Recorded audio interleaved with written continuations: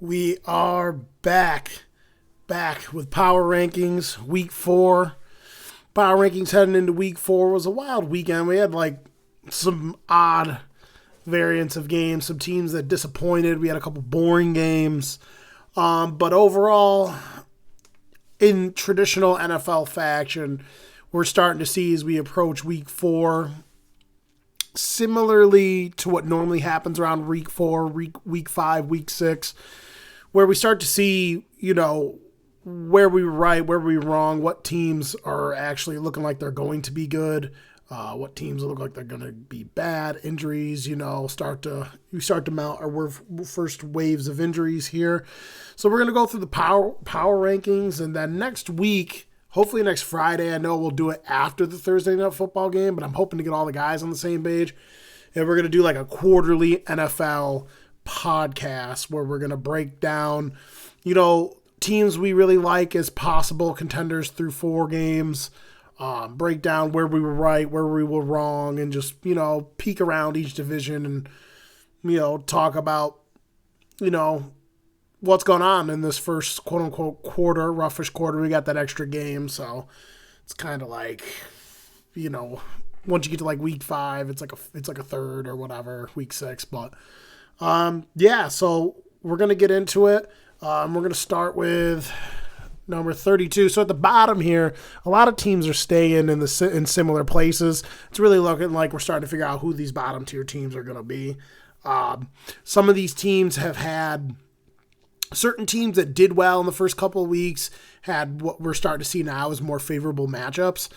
So there are some middle pack teams that I have the feeling are going to start sliding back. There's still a lot more football to play, we'll see, but we're definitely starting to sift through the chaff early so far this season. So we'll get to it with number 32, staying put at 32, Seattle Seahawks. So it's funny.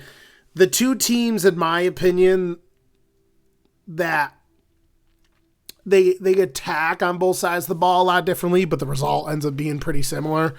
The Falcons and the Seahawks played each other, and obviously they're close to each other in the power rankings. Neither team's really all that good. Basically, this game, both teams scored a lot. Seattle scored 23 points, which is a decent clip for an offense that sucks.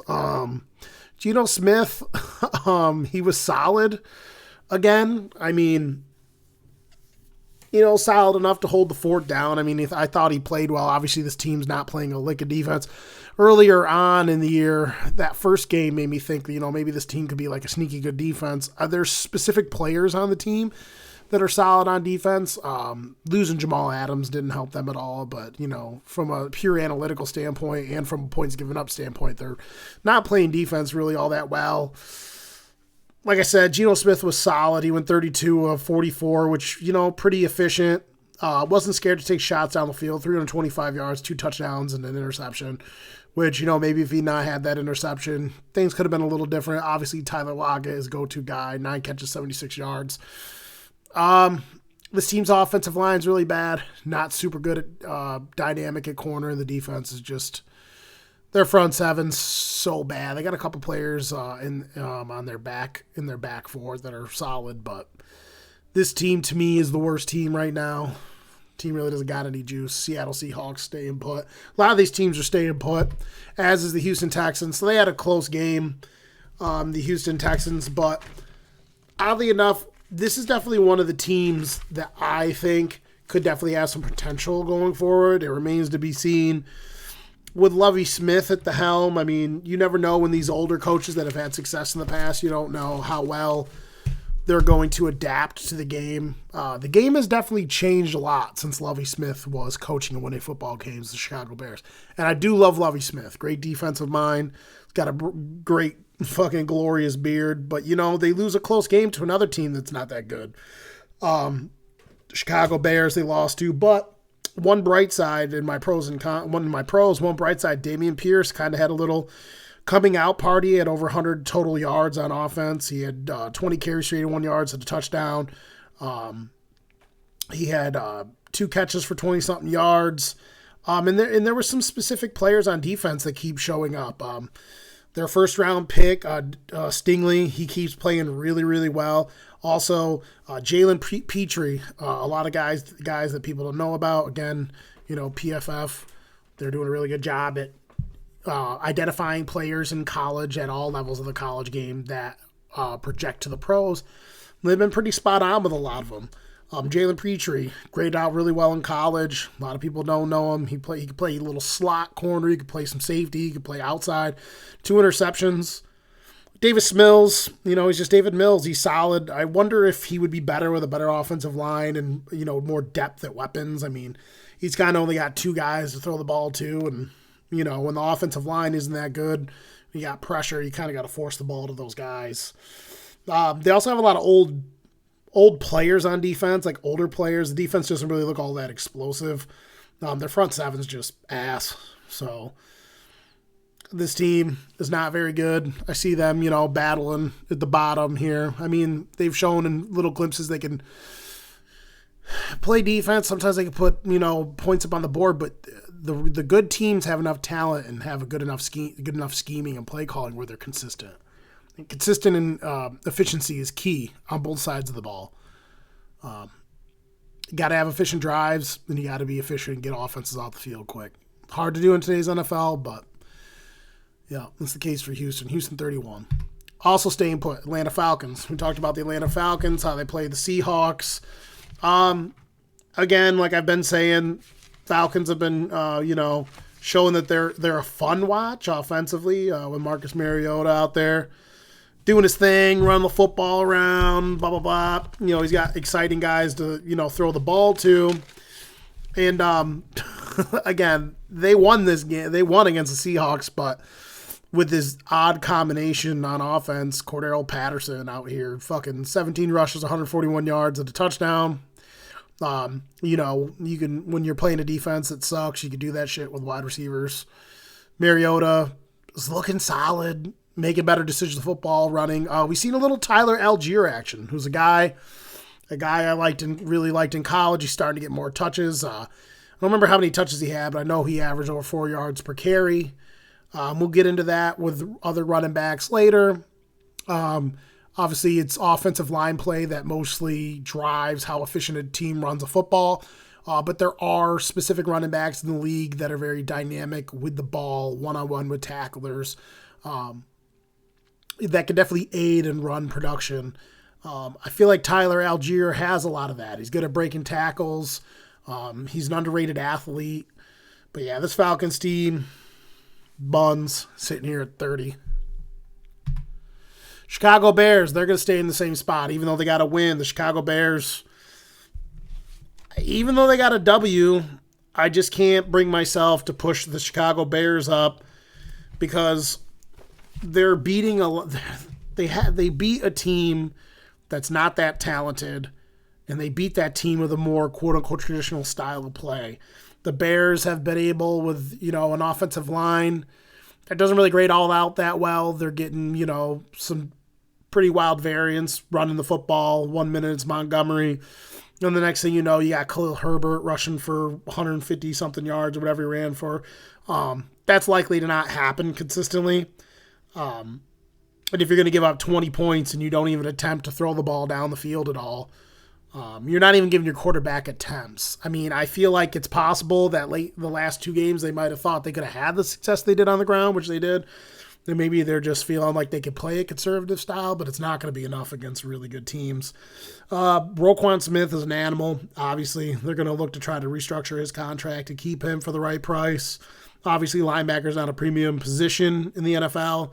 Linebackers are only worth being paid when they're truly, truly elite. And a lot of people like to throw that around. But Roquan Smith, he's graded out really well throughout his career. I mean, I feel like if you're Chicago, they're probably going to pay him to keep him there, to try to attract more people defensively. Also, Jalen Johnson's also fantastic.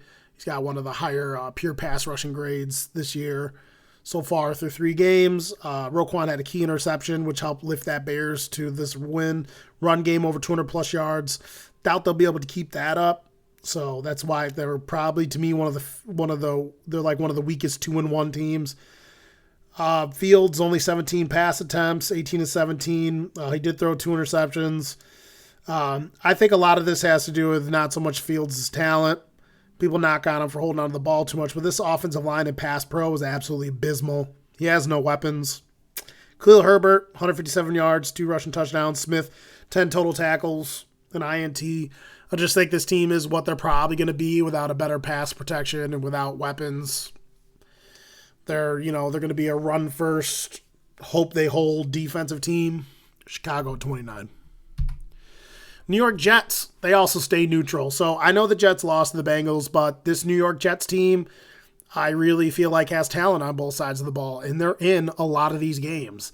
They're going to get Wilson back, so they're going to be a lot more explosive through the air and also running.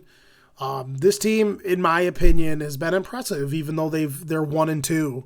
I think they're 1-2, if I can recall. Let's see what their record is. 1-2. Let's see. Yeah, they're 1-2. But I think they have talent on both sides of the ball. All their young players are popping.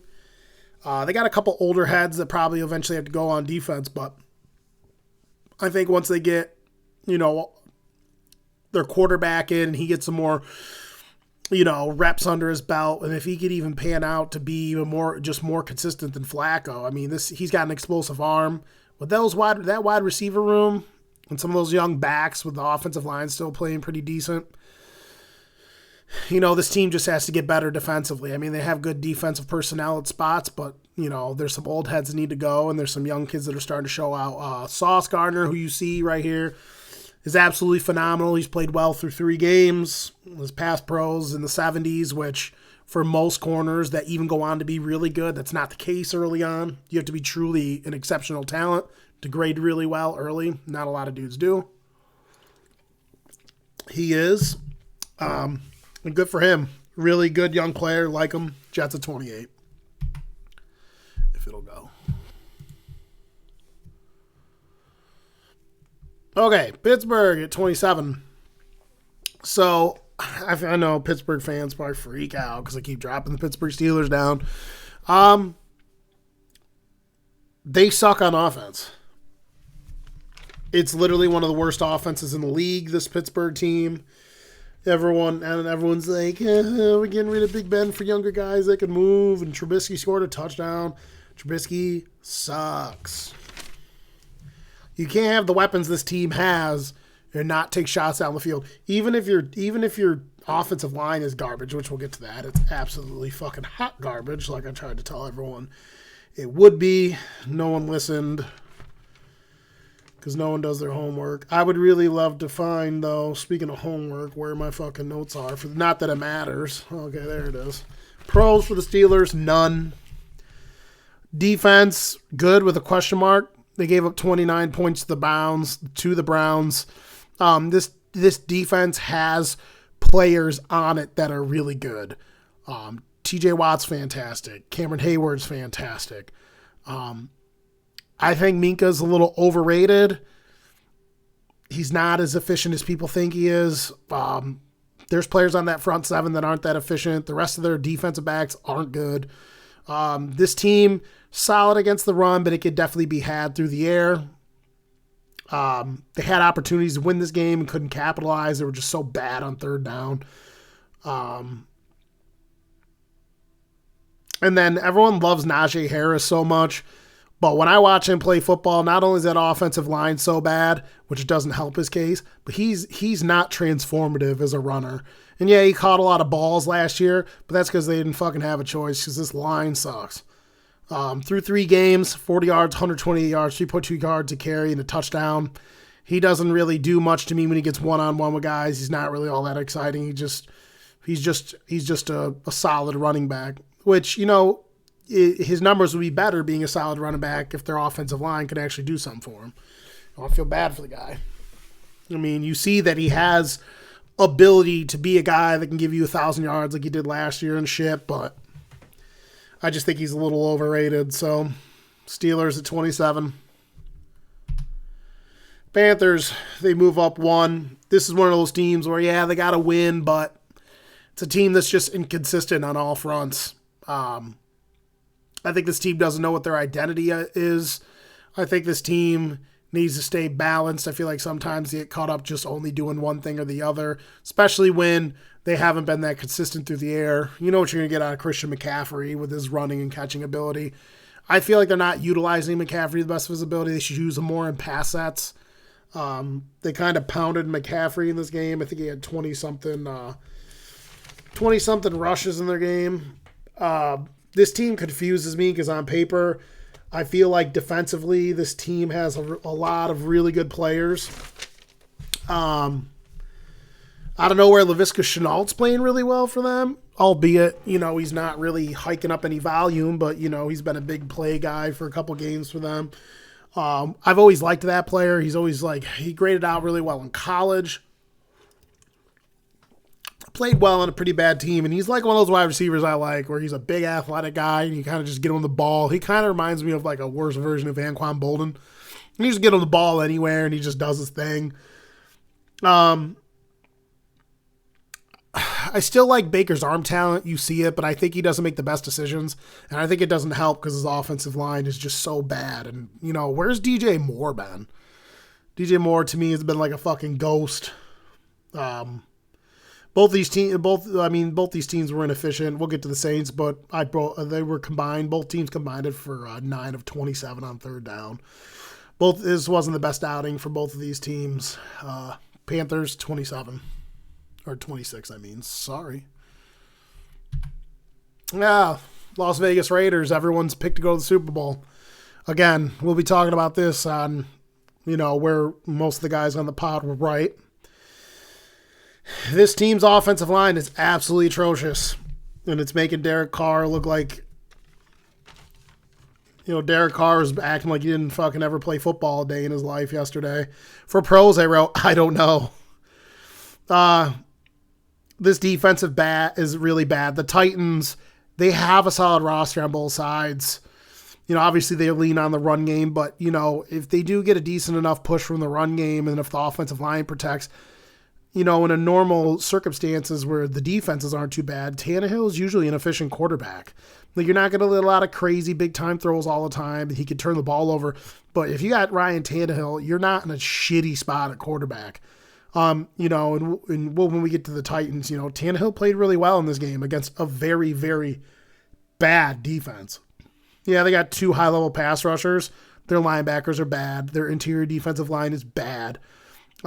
They have a solid corner in Hobbs and a solid safety, second-year safety in Trevon Moehrig, but this team is not cohesive. It's absolutely brutal. And this offensive line is just so bad that Carr's under pressure all the time. He's making bad decisions, and he's barely looking for Devonte Adams. Devonte Adams at this point is probably kicking himself because he could have probably gotten paid about just as much to stay with Aaron Rodgers and be vying for a fucking Super Bowl again. So this makes me question how much some of these dudes really think about the places they signed at. Obviously, I'm not a professional football player. Any football player would have the right to to fucking sit there and tell me I don't know what I'm talking about, and I wouldn't be mad at them if they did because I'm not a professional. But I feel like at Devonte Adams' age, he probably wanted to go play with his boy, play in the sun, and I don't think he probably cared too much about winning football games because you can't look at this Raiders roster with a straight face. Well, you can act like you could backpedal now, but this roster coming this year was absolute fucking dog shit, and everyone freaked out because they signed Chandler Jones. This team fucking sucks. This team sucks. The only reason why I don't put them lower is, on their best day, they could score 35 points on you with their offensive weapons. But Derek Carr's not good enough to overcome how bad this offensive line's been. So, Vegas, 25. 24, up by 2, Tennessee Titans. So, in contrast, we're just talking about the Raiders, Tennessee Titans, obviously, they're not very explosive down the field, and the run game isn't where it usually is. This is the one team where they normally get such a huge production out of the run game, and it's so efficient that if you have subpar quarterback play or above average quarterback play and you play a little bit of defense, you're going to be in a lot of football games most likely. when everything's clicking, especially when Ryan Tannehill goes 264, 19 to 27, a touchdown. He did throw an interception, but they still put up 24 points on a bad Raiders defense. Got a little something out of Derrick Henry. Henry rushed for 85 yards in a tub. I like him a lot. I hope he gets his feet under him. Again, Roger McCreary sighting. Roger McCreary played really well, had a pass deflection, 10 tackles. Loved him coming out of college. It's a name that a lot of people don't know. If you watch all the games, you would know. They didn't score any points in the second half. I don't know if they were just trying, and they still won. It's just how bad this Raiders team is. I don't know if they were just trying to hold on and thought they could stop them. I mean, at that point, you probably knew you'd stop them. I mean, this Titan team, it's really a solid roster, but it's not explosive enough to beat the top teams. Boring. It's a boring team, but they're still solid. Titans at 24. So, Washington Commanders down to 23. This Washington Commanders team, I feel like for a lot of people, is very disappointing. What's odd about the team is it shows a lot of flashes. A lot of flashes of like, sometimes they flash and stop. Their defense will flash and, stop good offenses, on a drive and stuff like that. But the defense is just, it's odd because it has so much talent individually. They just can't get it together. Now, tough task playing against the Eagles. And at this point, through 3 games, this Eagles team right now is a fine-tuned, well-oiled fucking machine. And we'll get to that way down the line. So the defense is whatever. I mean, obviously, Terry McLaurin, he's still the real deal. He's still really good. I feel bad for him, the team he plays on. One thing I touched about last week, it was a theory of mine, and it showed again this week. This team is only going to be able to beat teams if it gets off to a crazy start and puts up a lot of points on the board because they're not going to be able to keep leads. Like I said, as much as I bag on the run game, you have to have the ability to execute runs when it matters.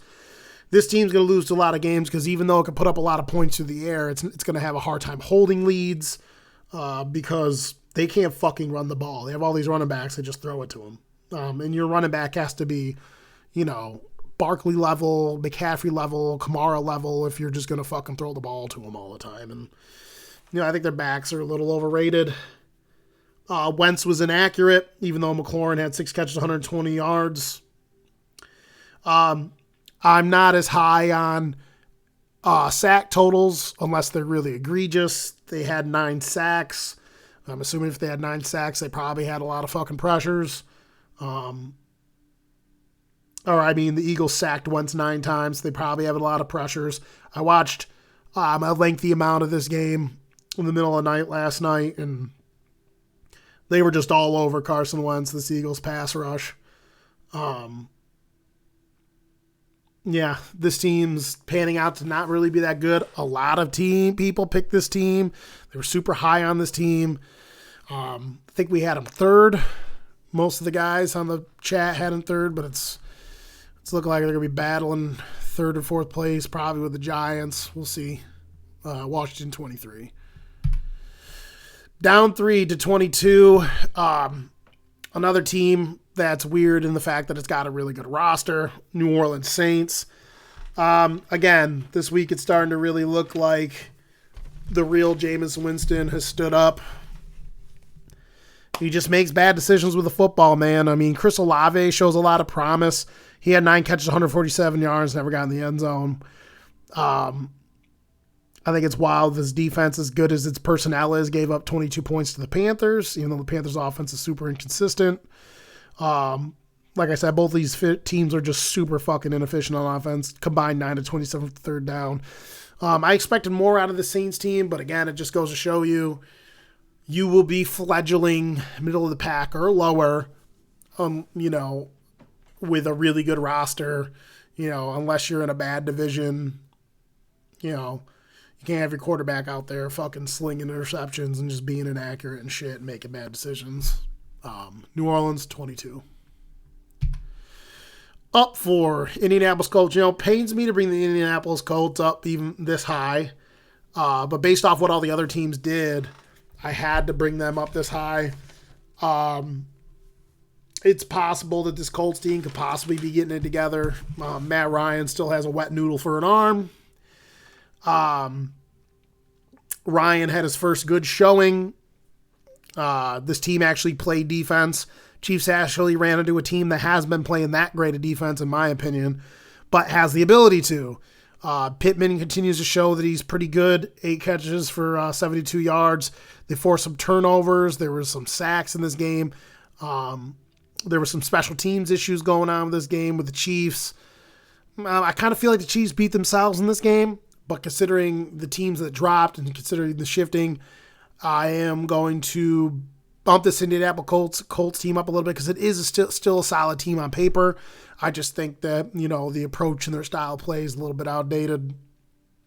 I'm not really fond of their coach. They get bumped up 4. They're going to probably, the roster's good enough to where they're probably just going to float around here in the middle of the pack. So, Colts 21. New England Patriots down 4 to 20. The Patriots, again, same old song and dance with the Patriots. Actually, even though, he hasn't graded out all that well so far through 3 games, I do think Daniel Jones at least is throwing a set of balls and he's really getting after it. Trying to push shots and take, harder throws. Again, this team is a team that tries to normally just run the ball a lot. They really like to use multi-back sets. They like to dump passes off and take the check downs so they're underneath guys.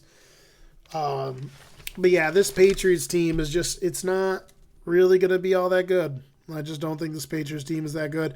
I think it's a worse version of the team the team that they put out last year. It's just a different approach, or it's just less talent. Same approach, less talent. Trying to find my notes. Okay. Devontae Parker. I couldn't remember his name last week because he's ass, and then he went out there and dropped 5 catches, 156 yards. At least your quarterback's taking fucking shots down the field. Even though he was taking shots down the field and trying to they never really, did much with the pass attack. Even though I do like Jones not being scared to huck it. He turned the ball over sometimes in this game. This defense is old, man. They got a lot of old players on it. It's just unathletic. They don't play smooth. They gave up 37 points, obviously, to one of the best offenses in the league in the Ravens. But this Pats team, again, is going to be one of these teams that's got some talent. But I personally think they should fucking just tear this team apart. They got some good little playmaking running backs. They ain't got no wide receivers. They got some young defensive pieces. But, man, this team, when you look at this team, they still got like one of the McCourty brothers back there playing and shit. I don't know. New England, 20. Up 4, Cleveland Browns, the 2-1 Cleveland Browns. Obviously, Cleveland has beaten some teams that really aren't all that great, and they had that one comeback win. I forget who the comeback win was against. Was it against the Ravens? Or no, that was the Jets. Try to find these fuckers. I thought Cleveland had a comeback win. Oh, the Jets came back against them. Is that what that was? Anyways, Cleveland. I'm looking at the wrong spot. Sorry, boys. Yeah, Cleveland beat the Panthers. The Jets had that comeback win against them, and then they went out here and beat the Steelers. So they haven't played any real good competition. I do think it's wild they lost that game to the Jets. And people are going to kill, Chubb. But this team, Amari Cooper showing up. This team actually, the defense plays well enough, and they've been running the ball well enough so that they're in games. Jacoby Brissett went out here and fucking did the damn thing. Nothing crazy. It was a boring game. But Jacoby Brissett holding it down like a paperweight right now. Let's see if they can stay afloat here until Deshaun Watson gets back. Brissett was efficient. He threw 21 to 31 for 220 yards and 2 touchdowns. Chubb and Hunt are just fucking beasts. It's hard when you got 2 number ones on the team. Amari Cooper, showing that he ain't being a little punk bitch, and he's been pretty valuable for them. Cooper, 7 catches, 101 yards, a touchdown. Chubb, 23 carries, 113 yards, 1 touchdown. This is going to be this team's identity. If you're not ready to buckle up the chin straps get some push on both sides of the ball with your offensive line, defensive line. It's going to be a tough game with this team. They're deep on all sides. They're deep on both sides of the ball, except for like wide receiver. One of the best offensive lines, one of the best defensive lines. An underrated linebacker core with Jeremiah Owusu-Koramoah, really good secondary pieces. And if Cooper keeps playing this good, they might stay afloat with Brissett there until the man, the myth, the table shower legend comes back there. Fucking Deshaun Watson. But, yeah, Browns at 19. Oh. Number 18, down to the New York Giants. So, again, the Giants, we're starting to see what I said very early on was like a lot of the teams that have played each other early on in certain divisions, they weren't really playing good competition. They either played teams that were bad and that we knew were going to be bad, or teams that we thought were going to be better, and it's panning out they're not really good. The Titans win really hasn't aged well, albeit it's a win. I got to friggin' find it.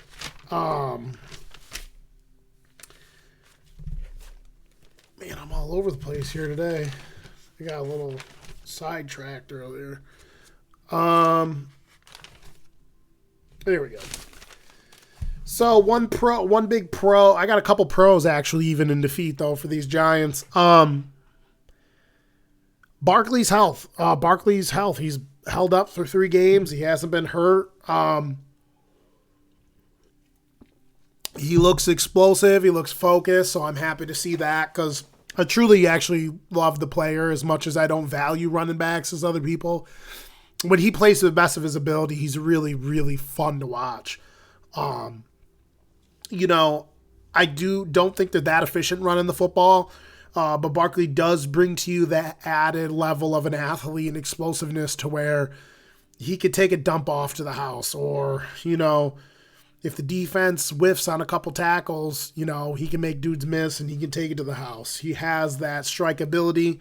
I don't put the value on the strike ability, but if you can keep the game, like in the run game anyways, but if you can keep a game close, which is what the Giants have been doing, albeit with lesser teams, the strike ability has been a factor for them through 3 games. Also, we're going to get to this, and so a lot of people that just don't know what they're watching, don't know how awesome Parsons is, and I get it. There's a lot of fucking haters out there. I will say Andrews was solid in pass pro, though, against Parsons. And it depends on what you want. It depends on, what you want to consider solid. He didn't give up any sacks against him. A lot of times what they were doing was Parsons was moving, was like cutting inside and taking on advantage of the guards a lot. But every time I looked and watched, I thought Andrews did pretty well. So he's definitely their left tackle of the future. We will get to the Cowboys. A lot of the reasons why Parsons didn't get home is because they were literally throwing triple teams at him. But I thought Andrews didn't play too bad.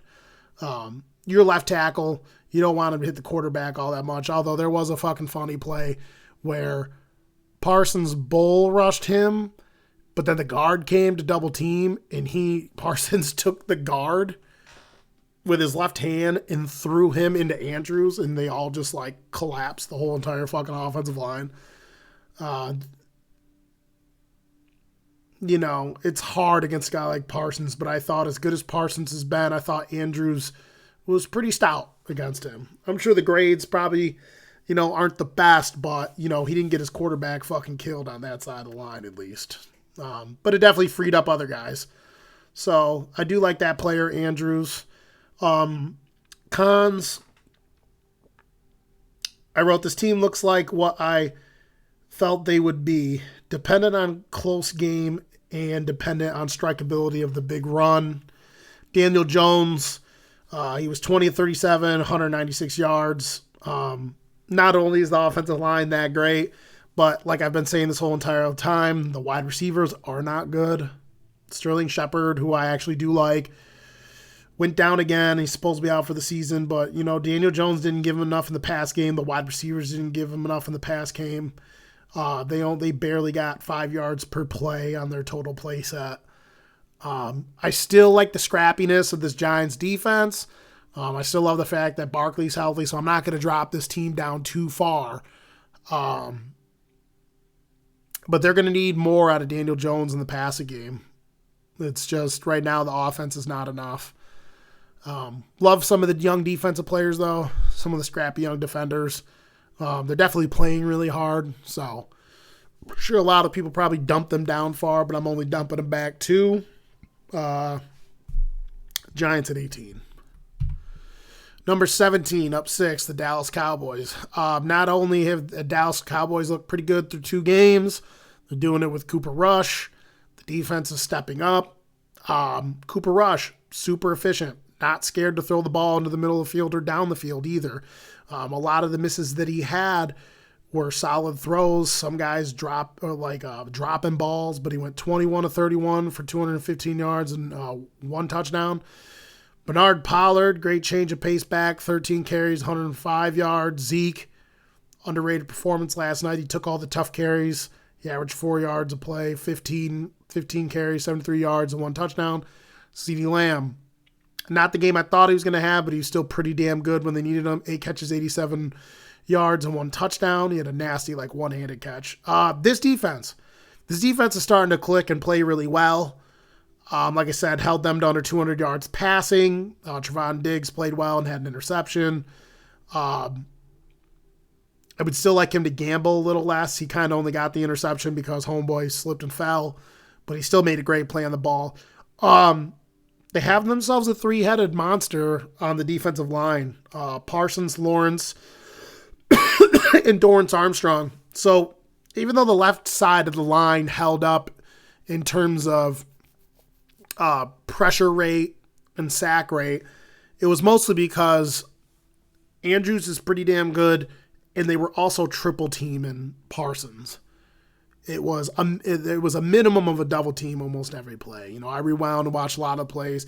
They were throwing everything but the kitchen sink at Parsons, and it was still fantastic to watch Parsons that would just beat everyone down. Yeah, he wasn't getting to the quarterback, but you weren't running the football that way. You weren't gonna fucking roll out that way. He's absolutely relentless. Even in the times when he was in defeat and not getting pressures, he was just he was just in a fist fight, like a 2 and 3-on-1 fist fight every single time. And because of that, it allowed Dorrance Armstrong, their second-year player, who's really underrated, to get home. It allowed Lawrence to get home. The cons, they weren't that efficient on third down, and they had 8 penalties, 5 of 13 on third down. Obviously, third down's important, but they were also taking advantage of a lot of plays on first and second down.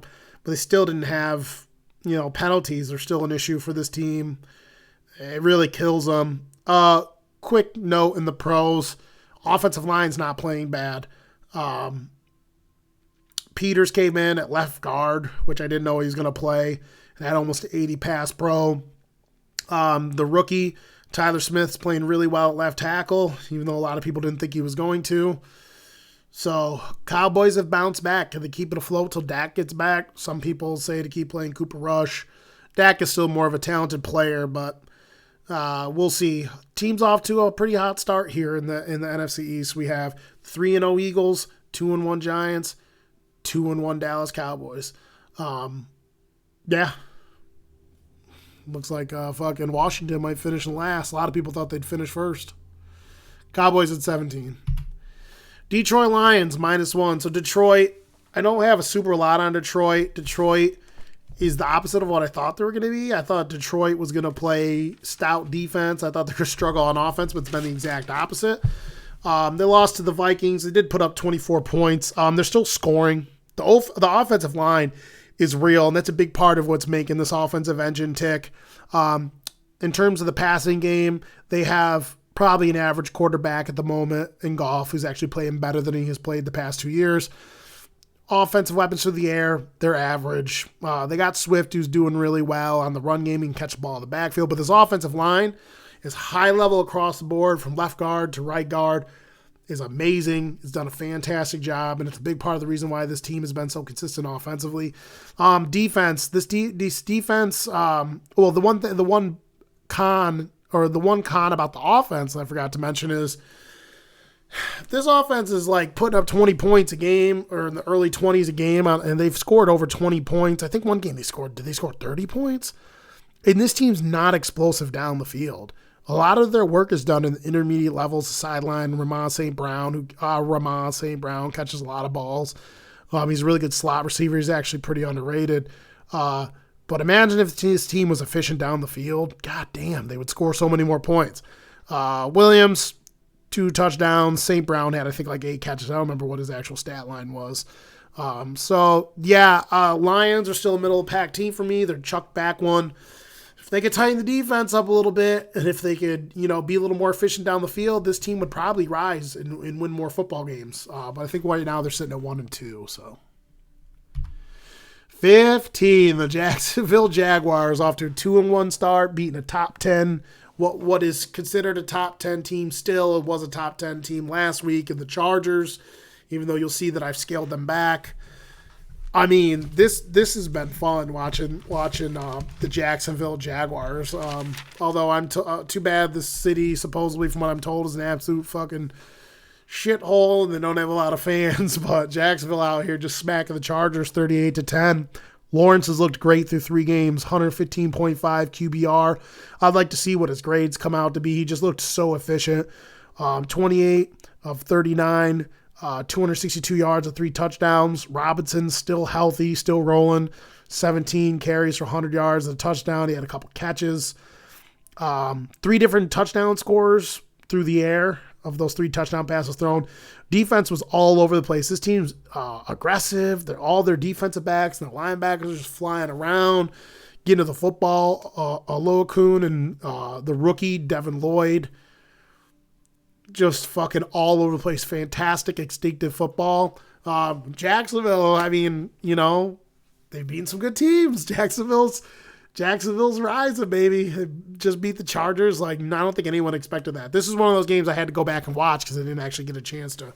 I wasn't paying attention to it during the weekend. I had to watch it after the fact. But goddamn, dude. Jacksonville off to a good start. Jacksonville, 15. Staying neutral, Arizona Cardinals 14. So Arizona Cardinals, they've been a hard analysis for me through 3 weeks. Well, they have a solid O-line. They have one of the best quarterbacks in the league. They got some explosive players, Rondell Moore, Hollywood Brown. I don't know. They're just not able to just get it together. I really think missing D-Hop is really, kind of fucking their offense. Got that go-to guy to help them in the red zone. I think they're really missing that. And the red zone efficiency has failed, probably has gone down, because of that comparative to last year. On the bright side, Hollywood Brown, who came in to help the pass game, 14 catches, 140 yards. Not really good red zone threat, which is where they miss D-Hop big time along the goal line. Defensively, they're not disciplined on defense. The team's really young on defense. Players haven't gelled yet. Their front 7 players. They don't go together. They don't go together like lamb and tuna fish. Their linebacker core, super athletic, but they're just not stout at the point of attack. I don't think this loss is that bad to them, to this Rams team, although I'm not as high on this Rams team anymore because of this game. We need more out of Kyler. Kyler just got paid. Kyler's got to step up and play well. We didn't get that from him over the weekend. He has all the tools and the skills to really help this team make another playoff push, but even though it's deficient in some places. But yeah, I don't know. Look for this team to probably slide back. I got a brutal feeling this team's going to slide and fall back unless I think D-Hop comes back week 6. I don't know. We'll see if these Cardinals can keep it afloat. Based off the pure talent of the roster and what they've done so far, I'm going to keep it neutral at 14. Arizona at 14. Neutral at 13. San Francisco 49ers. So this is hard for me. The 49ers, as talented as they are, have struggled, in my opinion, a lot of these games. I thought this team was going to be a lot better. And I feel like they're definitely playing down to the level of their competition at times. This team is stacked on both sides of the football. You got Samuel, Ayuk, They got a solid running scheme that really gets the best out of the running backs. I mean, it doesn't matter who touches the ball in this offense. That Wilson kid's out there eating this offensive line. Is one of the best offensive lines in the league. Although, correct me in the comments if you want, but I've heard Trent Williams is injured. I don't know if that's true, and if so, I don't know how long he will be out. Garoppolo is steady, 18-29, 211 yards and a touchdown. Defense is super talented.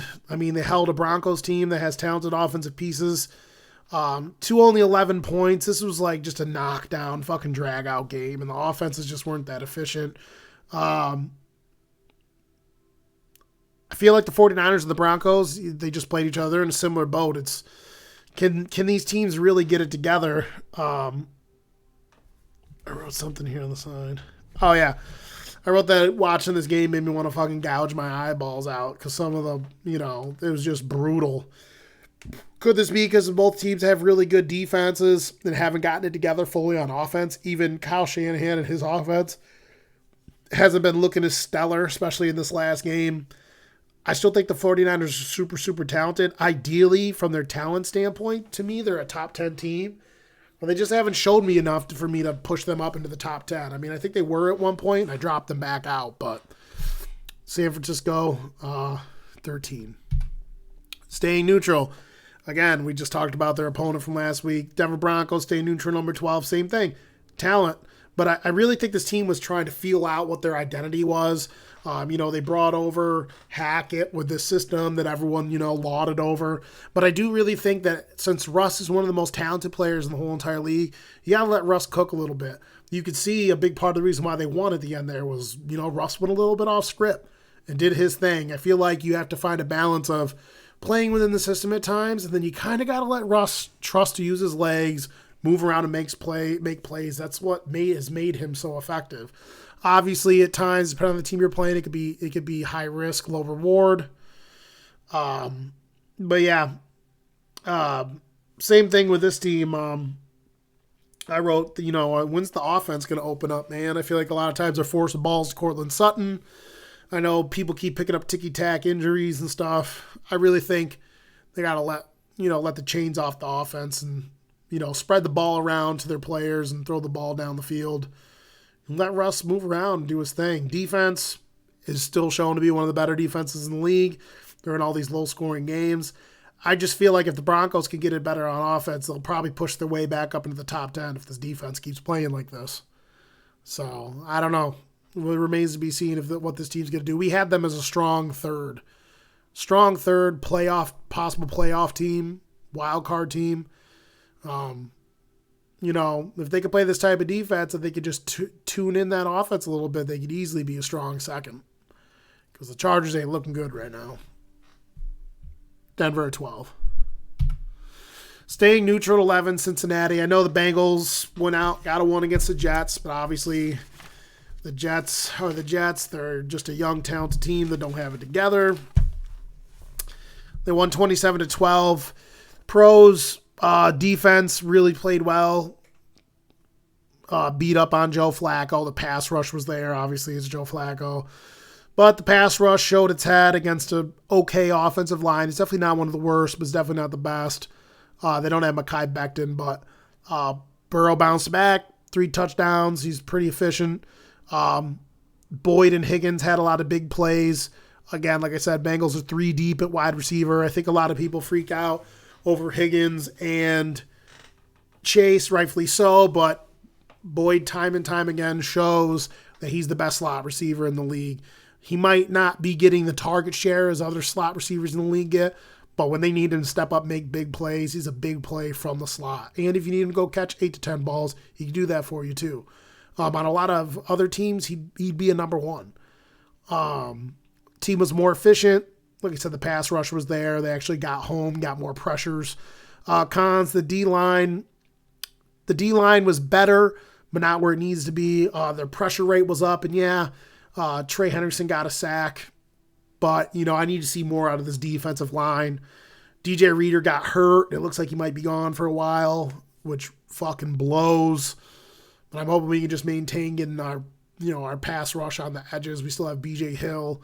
I wanted to touch on T. Higgins getting hit. I feel really bad for T. Higgins. He's been hit hard 3 times so far in his career, where I think to myself, man, that's already one too many fucking hits to the head that traumatize you by the time the kid's 24. So the Jets were playing hard and tough and had a lot of helmet-to-helmet hits all night. Some of them didn't get called. I mean, I like them playing hard, but if you're going to call it on everyone else, you got to be consistent. The Jets were fucking murdering people in our game.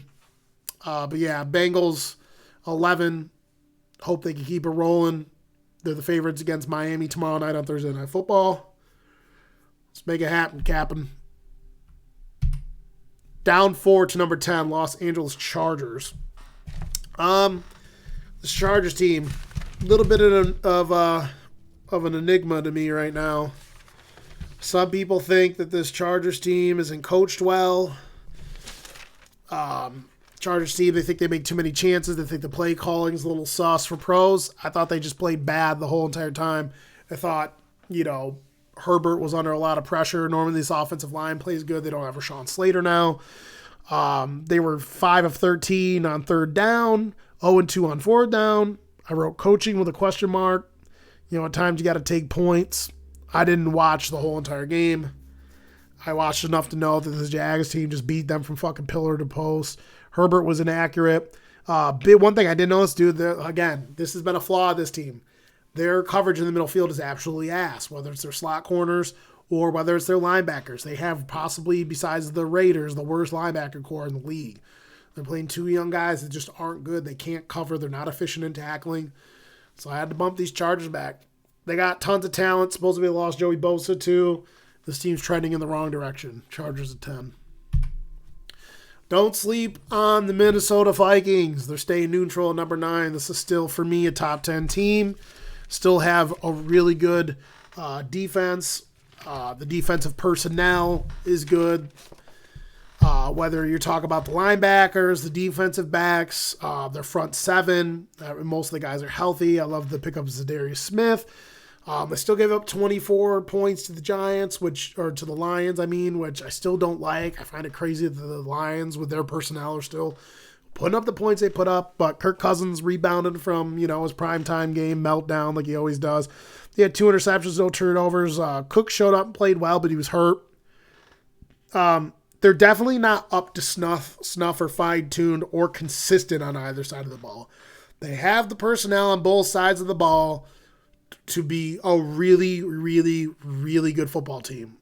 To me, they are a top 10 team.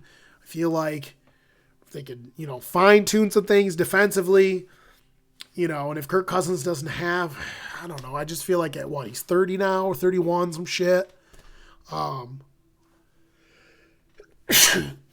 Excuse me. I feel like at this point in his career, if he's not going to fucking grow a set of fucking balls and fucking pull his panties up and play when it fucking matters, then, this team might still only go as far as the quarterback takes them. I wrote prime time Kirk Cousins, rebound, 260 yards, 2 touchdowns. Obviously, his team's explosive on both sides of the ball. Can they be consistent enough when it matters? Remains to be seen, but they're still a top 10 team to me. Number 9, Minnesota Vikings. Number 8, down 5, the Los Angeles Rams. I do not like what I've been seeing so far through 3 games for the Rams, and I feel as though the teams that are past them, all the teams, they have to get dropped, because all the teams that are after this team in the rankings above them from 7 to 1 could all beat this team right now, in my opinion. Hell, I think some of the teams after them could beat this team given the right circumstances. They're not playing well for the talent that's on this team. I'll find my notes real quick. It's bad when Cooper Kupp's out here rushing for touchdowns because they can't fucking get any through the air. But yeah, this team's fall from grace is starting to, it was a little steady, but for me, they're starting to drop. I got to find my notes. They beat the Cardinals. Cardinals don't have it together. Stafford, it might have been one of his better games so far for 3 games. He didn't throw any turnovers, but they weren't really all that explosive down the field. Defense showed to a degree and stopped a Cardinals team that's, not, fully healthy. They don't have D-Hop. I don't think this offense is playing well enough, and when they get into these close games, any of these teams that are around them right now, all these teams can beat them. I thought the addition of Bobby Wagner was really gonna, really make this defense something special.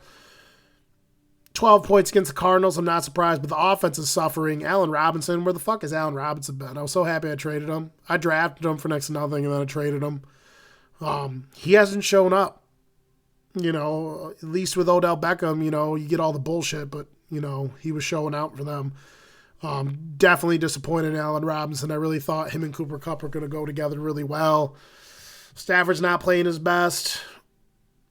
And Adam said something. My buddy Adam, who comes on the pod every now and then, said that he seen Aaron Donald take a play off week 1. I'm not going to lie. It looked like a lot of these players just aren't. I don't know if it's a Super Bowl hangover, but I definitely have seen plays where some of these guys take plays off. I don't know. The energy's not there for this Rams team. But, it just goes to show you, what it takes to win a Super Bowl. I feel like sometimes when dudes get the bag and they win a chip, you start to see real quick which ones are about actually building a serious legacy. Aaron Donald will get into the Hall of Fame based off him being a player that truly revolutionized his position. So much so that people overvalue his position.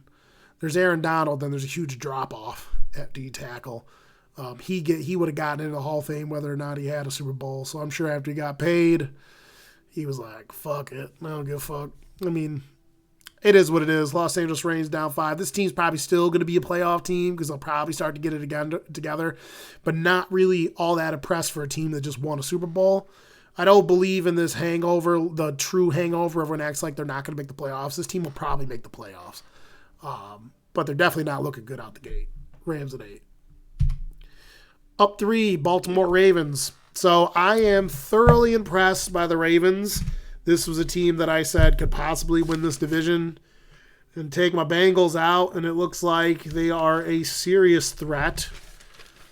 So I have 2 guys right now that are candidates for MVP of the league. Lamar Jackson is one of those candidates. Right now, they're a top 5 scoring offense. I wrote Lamar for MVP. He was 18 of 29, 218 yards, 4 touchdowns, 1 interception, which, whatever.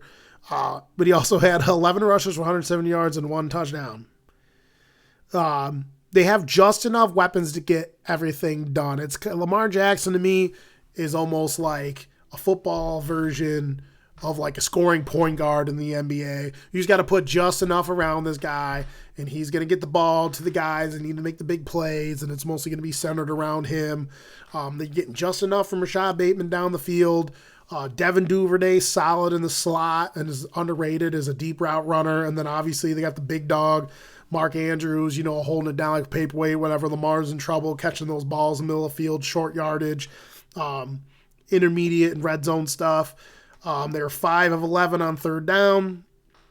I would say the only con, the defense, is a little bit leaky. They gave up 26 points to the Bats, and it's not that they don't have good enough defensive personnel.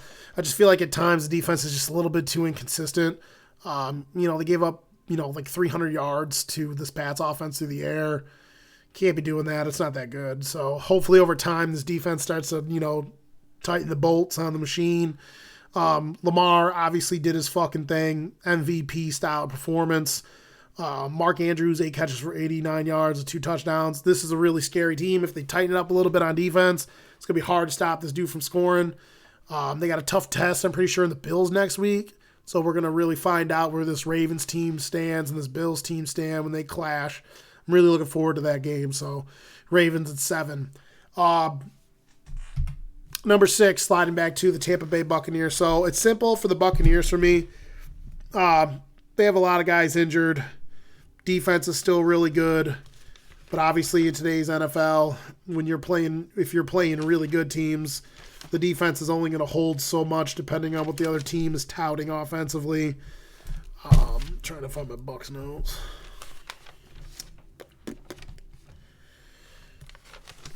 And a lot of the reason why I'm sliding them back to is because I believe that a lot of the teams around them and the teams above them can beat them. Obviously, they're pros of their defense. Again, I think with this in terms of pure personnel. Pure personnel, I think this is the best defense in the league. I do think at times they can be had in the middle of the field a little bit because White is a little bit of a liability. He's a poor tackler. He's not that good in coverage. To me, he's not that instinctive. I think him being a freak athletically has really helped him. Being within a really good front seven with a guy like Levante David to clean up his messes at times. He's disguised a lot of times when they have good defensive outings. He's really overrated. Cons for this team, injuries. Tom had one of his worst outings in this Packer game. Mike Evans fucking around, fighting LaShawn fucking Lattimore. They should just fucking go on one of these stupid shows like celebrity boxing and just fucking get it over with instead of fighting on the field and costing their team games. So Tom had no one to throw the ball to. There's injuries to the offensive line. Defense, held them in this game against the Packers. This team's still a really good team, and once they get more healthy and get their guys back, obviously they're going to be a playoff team. But based on what's gone on so far through the first 3 games, I had to bounce them back too. Tampa Bay at 6. Miami Dolphins up 3 to number 5. So the Miami Dolphins, they're doing as well as I thought they were going to do. I had them being one of the better teams. I picked on my buddy Chad all off season, just like spamming photos of Tua into our group chat. He's like, yeah, right, Tua sucks, Tua's this. And basically, I do believe the Bills beat themselves in this game. They had over 40 minutes of possession of the ball, and so a lot of people are always like, 40 minutes of possession of the ball, you're going to win and all that stuff. Not the case in this game. Miami made the best of their drives that they had, whereas the Bills were a little bit inefficient at converting, and it cost them down the stretch. They just couldn't put the nail in the coffin on these Dolphins. These Dolphins came back and took them out with a couple big plays.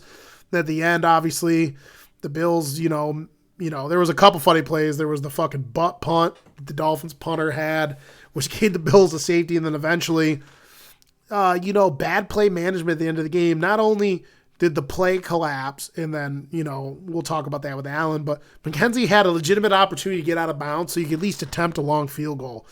I know the line says you got to get to here for this dude to kick, whatever, but if he would have gotten out of bounds when he had the opportunity instead of cutting back inside like an idiot, they would have had a shot at a field goal that's, plausible. I mean, at the end of the day, you got to kick the field goal, right? But the Dolphins, man, Tua efficient again. The defense held a really good offense, only 19 points. Waddle had some big plays. This secondary has been fun to watch. 2 lockdown corners. Javon Holland's really good as their safety, second-year safety. And these defensive backs just fucking fly around. They murder people. They make great plays on the ball. I would say the cons where I thought their play calling was a little bit conservative. I know when the game is a little bit close, you start to see the other teams not being as efficient as getting the ball in the end zone. You can kind of play to that tempo.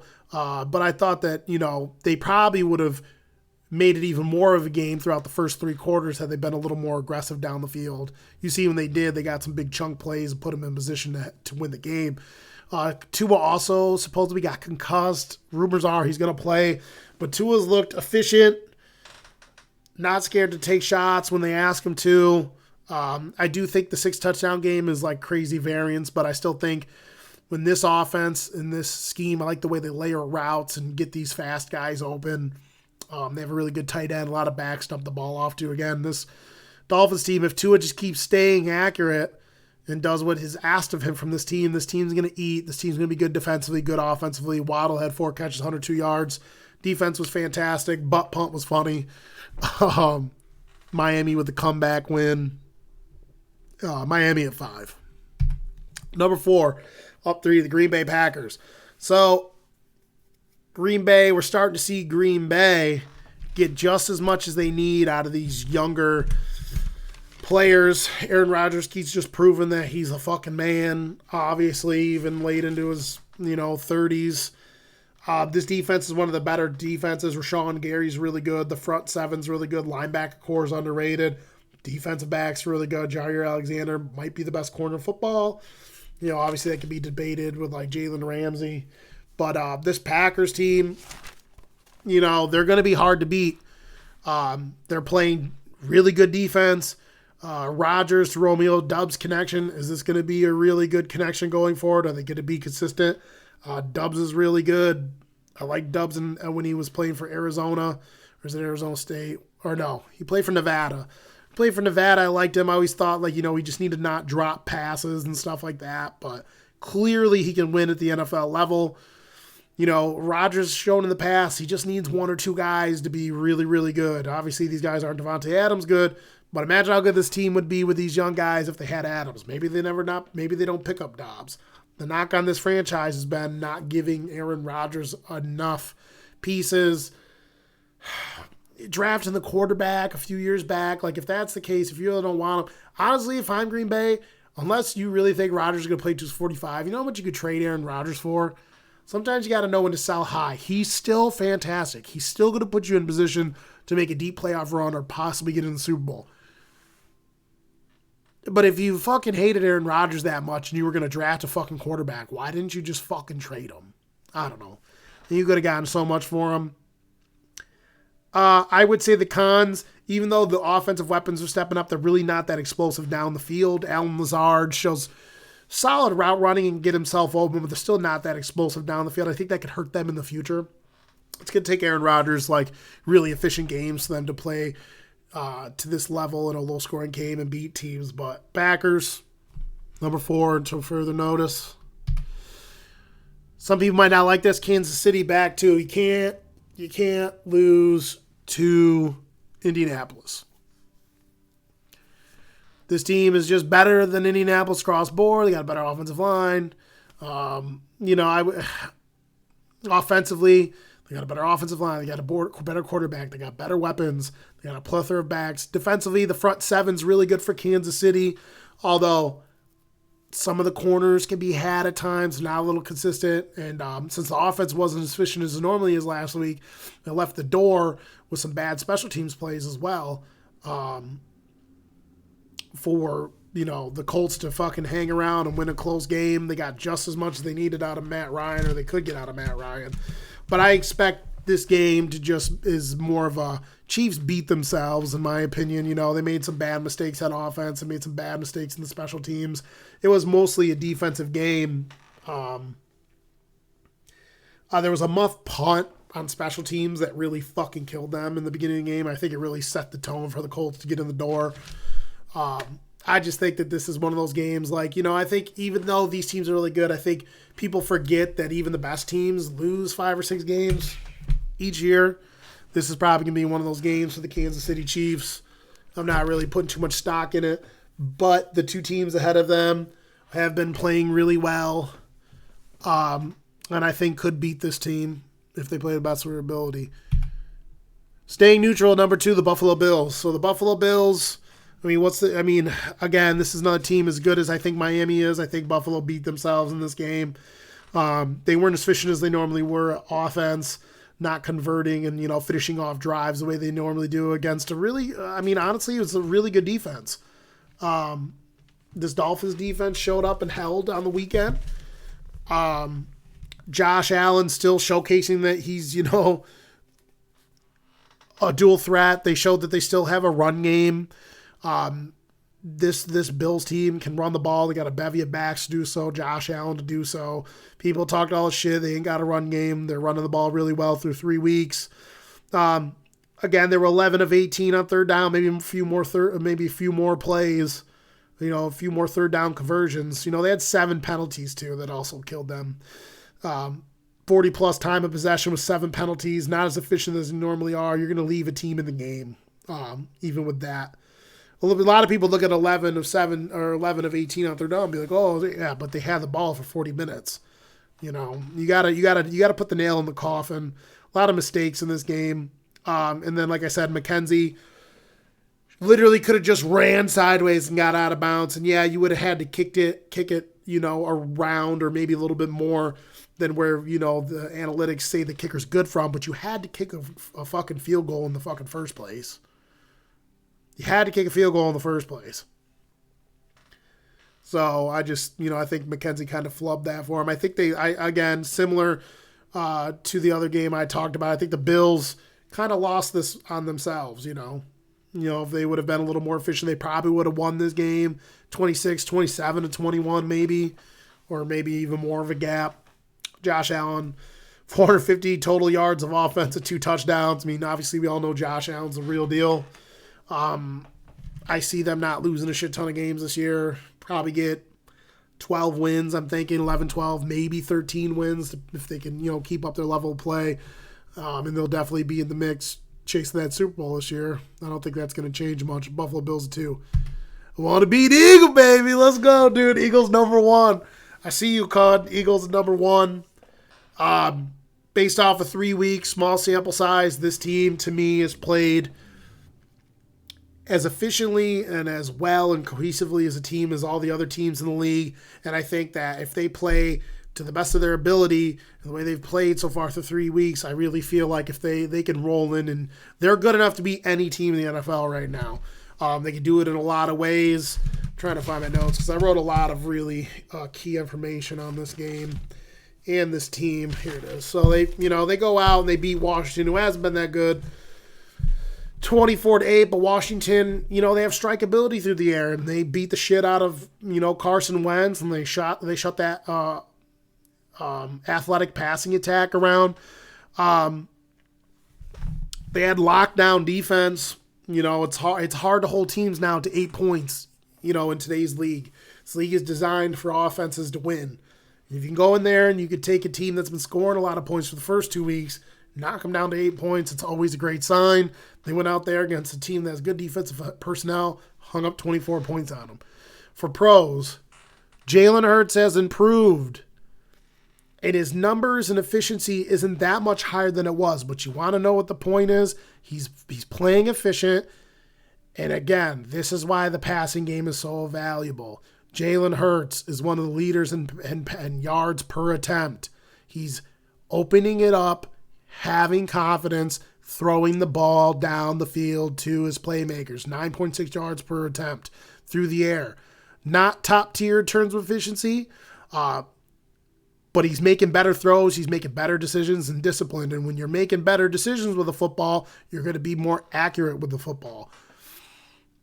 I'm really impressed. Obviously, he's still not showing that he has the top-tier arm talent, and the capabilities of those really upper echelon guys. But with the playmakers, that offensive line, his threat to run, this kid is a dual-threat quarterback. He just has to keep doing what he's doing. Defense got a lot of pressures, destroyed a pretty decent offensive line. Two-headed monster in Devonte Smith and fucking Brown. Little fun fact, even though he's 170 pounds, Devonte Smith last year in college was the number 1 rated wide receiver at breaking pass coverage. Through his first year, he was solid, but I was like, is he going to do some of the stuff that we thought he was going to do in college and the pros? Last night he showed, at least in one game, that he has ability to do some of the crazy shit he was doing in college. He was beating dudes at the point of attack. He mossed a couple guys, had some nice touchdowns, ran the whole route tree. I like this attack. Smith, Brown, and Goddard, they just got playmakers. I said last year, if Jalen Hurts made even a 10 to 15% improvement on what he is last year, that this offense would take off, and he's 100% made that level of improvement. I really love this player. I love this quarterback. It's good to see a guy come into the league with a lot of deficiencies and things he has to make up for and go and do the work. He's gotten bigger. He's gotten stronger, more confidence. His footwork has gotten a lot better. He gets the ball out quicker. I'm rooting for him. And as I said, Lamar Jackson, he was one of the guys that I think could possibly win MVP. This is another guy that I think could possibly win MVP. I wrote MVP with question marks. Jalen Hurts, 22 of 34 for 350 yards and 3 touchdowns. And Smith had 8 catches, 169 yards, touchdown. Brown, 5 catches, 85 yards, touchdown.